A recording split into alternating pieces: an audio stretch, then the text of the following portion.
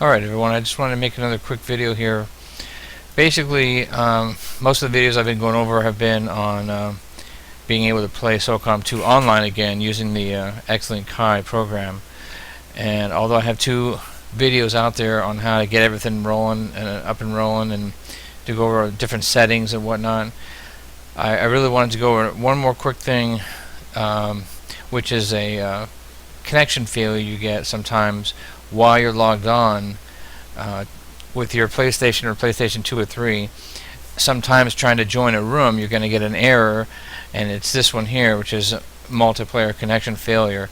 As you try to join a room, occasionally, you can be playing in a room with people, and somebody always says, let's make a new room for whatever reason, and people start exiting.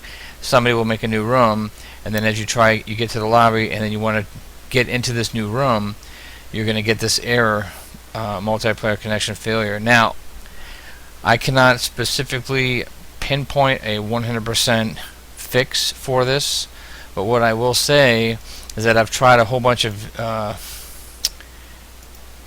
different things to try to resolve it.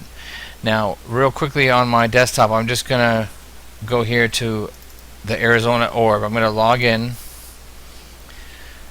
My PlayStation's not hooked up right now, but it really doesn't matter because, like I said, I'm not gonna log on. I just wanted to show you, even though it says I'm connected to the Arizona orb, alright, it's not going to detect a console because my PlayStation's not hooked up. But I'm going to click on this world. Of course, you see the PlayStation 2, 3, 4, whatever you got. Now, specifically, I'm going to be saying this is for PlayStation 2 and maybe even PlayStation 3 for the multiplayer connection failure, but it might apply to other consoles, Xbox and whatnot. So I'm going to go into Socom 2, and Socom right now it's early. There's not a lot of people on, obviously, as you can see here. Now, if I was to go out right now, I would set my arena status for I'm trying to join, and I just type up, something. Okay, just whatever. Typically, I'd go to my PlayStation, log on.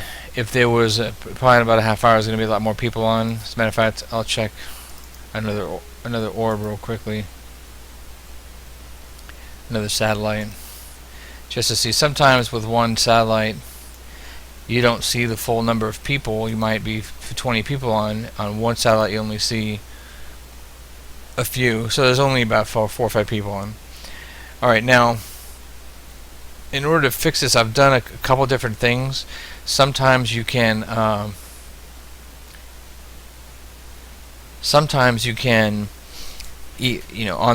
the lobby of your PlayStation, while you're not in the room, you can try hitting refresh several times. Alright, and sometimes that will let you then, when you go to get into the room, you'll be able to get into the room. You can also go to create a game, the top tab, and you can create a game. You just make any game a respawn room, and you sit in there for 10 seconds, and then you just pop out. Alright, you might have to do that sometimes 1 or 2 times while hitting refresh after that, and then try going back into the room. And it's happened to me. Sometimes I can't get into a room for a half hour, and all the settings on your computer, I just want to make sure that you understand, because that is such a frustrating error to not really have a specific fix for it. Sometimes it's a little annoying because I've gone over it for a week and a half sometimes, and I've sat out there for an hour trying to get into a room. And sometimes what you can do is you exit out of whatever orb whatever satellite you're in. If I'm in Arizona, Toronto, I'll exit out of there and I'll go into Ottawa, okay? Whatever. And then next thing you know, once I get back to the lobby, I will be able to get into the room. Sometimes I've switched orbs 2 or 3 times, and all of a sudden you don't see the room anymore. And that happens. And sometimes it's, again, you have to hit refresh several times, or go back to the same orb that you were in. Now, the reason I want to make sure I tell everyone this is it sometimes is really nothing to do with your settings or your router or your PlayStation. Sometimes it's the person who made the room. There might be a setting on their side that is just not allowing you to go in. Sometimes when you get down here, and you can just type up, please have the host jump out of the room, and then a new person will assume host, and next thing you know, you can get right into the room. Alright, the other thing which I have done, and it has worked, which is you can just restart your computer. You just go down and restart it, just hit a restart, okay? No big deal.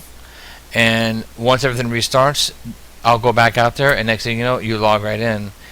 I've reset the PlayStation, you know, without resetting this, or I've reset the computer, or restarted the computer, and I've reset the PlayStation. It's hard to say, unfortunately, what is really holding up. What is the problem with that? And it's not just me. See, that's the good thing. When you come back in here to the let's just say this is a little lobby where you can actually type things up to people. Because usually once I log in, I just sit in the living room.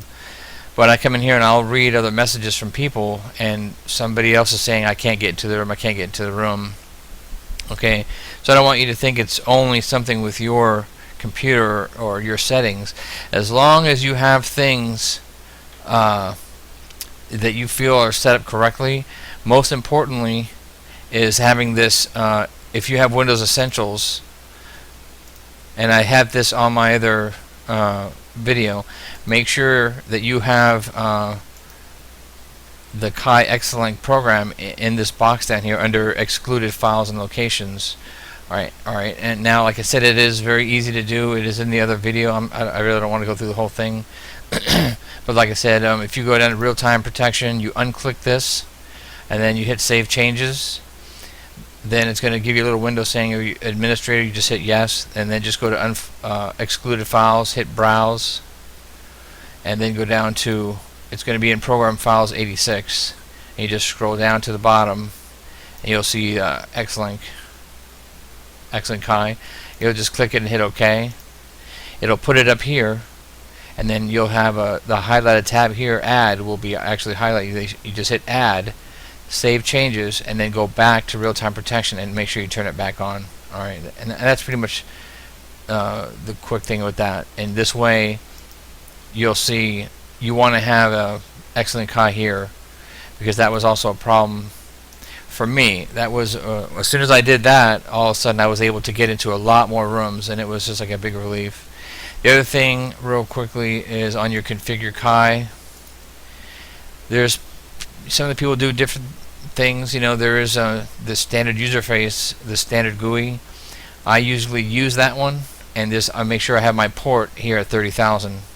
If you're going to use this web UI, alright, you can leave this port at 0, and then make sure your web UI port is 30,000, because that's the port that this game specifically uses. Alright, so if you're on web UI, just make sure web UI port is 30,000. If you're on standard GUI, make sure, of course, that port's 30,000.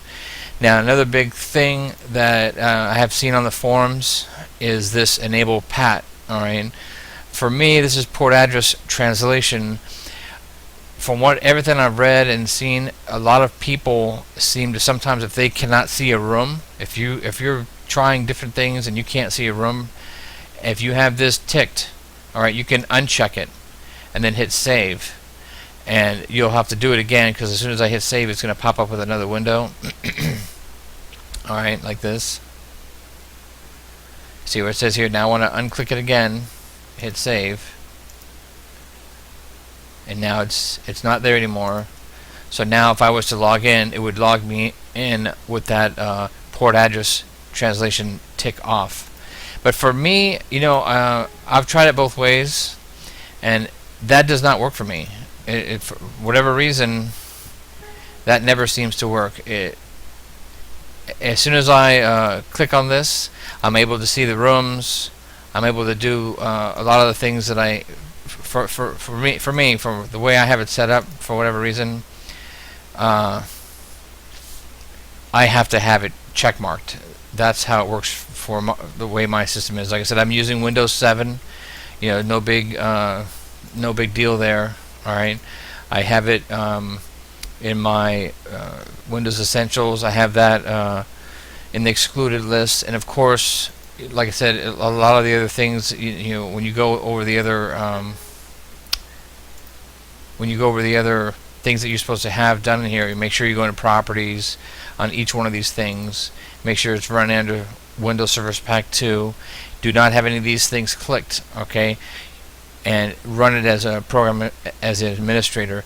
Now, for example, sometimes when you can do it, it'll run under Service Pack 3, all right, and I have run it under Service Pack 3, and I have been able to play games, but sometimes you got to pay attention, because when you click for Windows Service Pack 3, it will sometimes highlight and put a check mark here, and you don't notice it, and you click Run as Administrator and hit OK, and then next thing you know, your screen is going to completely change. Your resolution is going to go from whatever you have it at. I have it at 19 by 1080. And all of a sudden, it's going to go to something, you know, way down here, and your whole numbers are going to be completely screwed up. All right, so if you use Windows 3 Service Pack 3, make sure that you do not have one of those boxes checked. All right, and then of course, any other questions that you guys have, please, you know, feel free to send me an email or make a comment. But as far as the errors, the multiplayer connection error, I don't see any specific, you know, click this, click that, and it will automatically fix it every single time. It's just trial and error. Sometimes if you can't get into a room, that's just the way it is. You know, you're going to have to change orbs, you have to refresh, try creating a room, try restarting the computer, PS3, and eventually you will get into the room. I mean, if you have something that's really, make sure, of course, in your router, whatever router you're using, that you have it, the UDP set to 30,000 port forwarding. The other thing is, like I use a D-Link router, you can have the UPnP universal plug and play checked in your router.